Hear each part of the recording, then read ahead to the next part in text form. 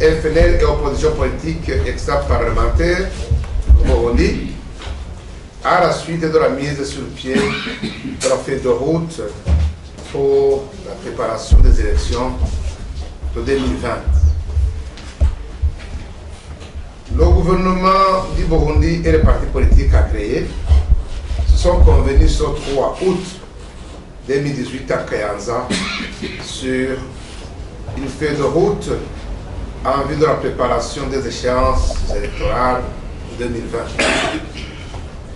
À cette occasion,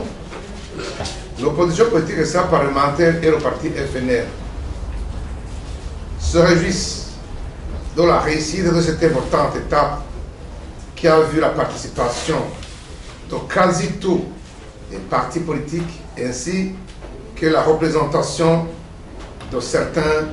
partis membres du Sénarède. Nous saluons le sens patriotique de tous les responsables des partis politiques qui ont apposé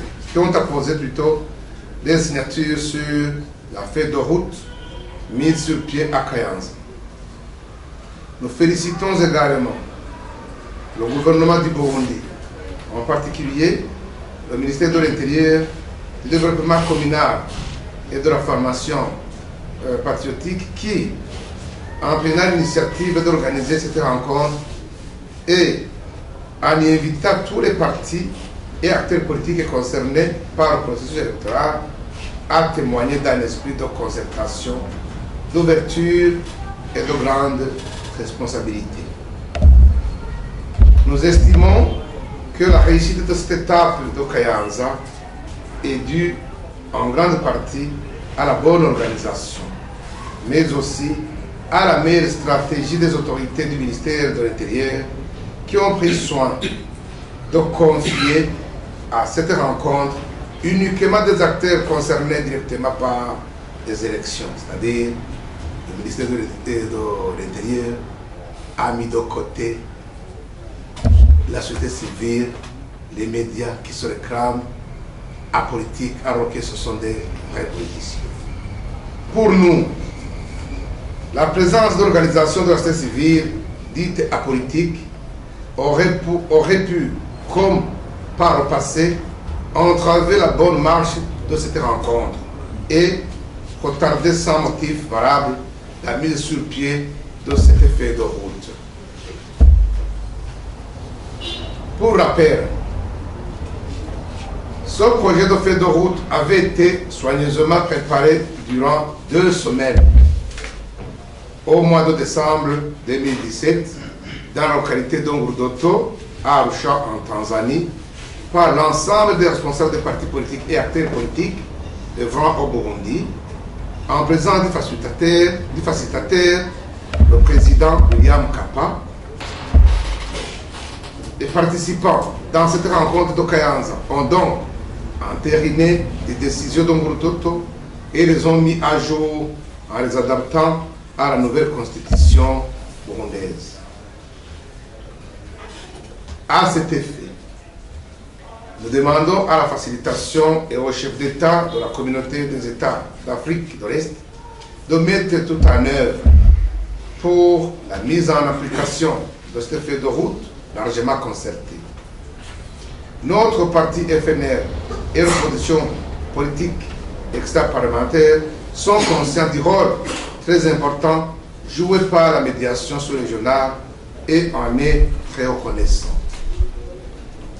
Aux partis politiques et au gouvernement du Burundi qui ont pris ensemble des engagements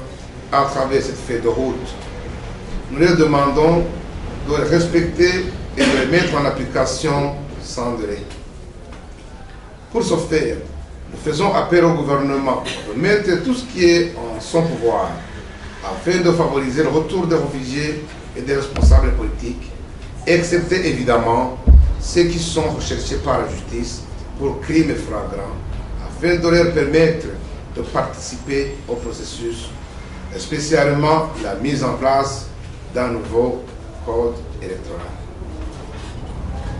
Nous suggérons si possible au gouvernement de prendre l'initiative d'envoyer des émissaires pour rencontrer les responsables politiques en exil tous qui souhaitent rentrer, mais qui ont peur, alors qu'ils qui ne sont pas spécialement recherchés par la justice burundaise, a envie de les rassurer, tous nos patriotes, a envie de rassurer tous nos compatriotes sur la bonne intention du gouvernement du Burundi. Nous insistons beaucoup sur l'importance de la participation inclusive au processus électoral en mettant en garde de façon ferme ceux qui ont pris l'habitude de jouer la politique de la chaise vide. Que cette attitude est vouée à l'échec et désavouée même par leurs partisans. Les Burundais ont déjà compris l'intérêt et la nécessité de prendre en main leur propre sort. À ce sujet, nous demandons à tous, spécialement des jeunes qui se sont laissés entraîner et manipuler par certains politiciens, médias et organisations de la société civile aux intérêts égoïstes et privés, de se ressaisir afin de pouvoir se sortir des difficultés dans lesquelles ils ont été entraînés. Ils doivent se rendre compte désormais que le Burundi est un État solide qui ne peut accepter en aucun cas la violation de son intégrité territoriale et qui tient surtout à la sécurité de tous les citoyens, ainsi que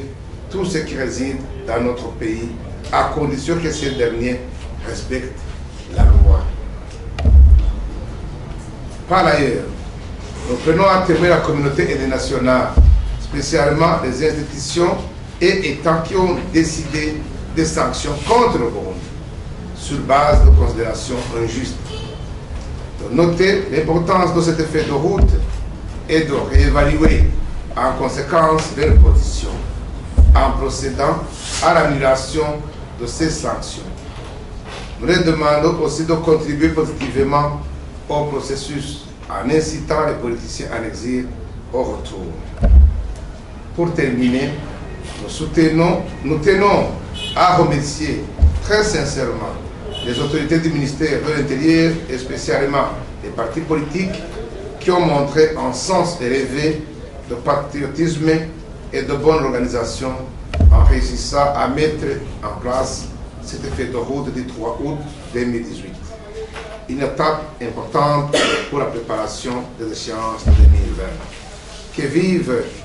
la paix et la stabilité dans notre pays, que vive le peuple burundais, que vive la constitution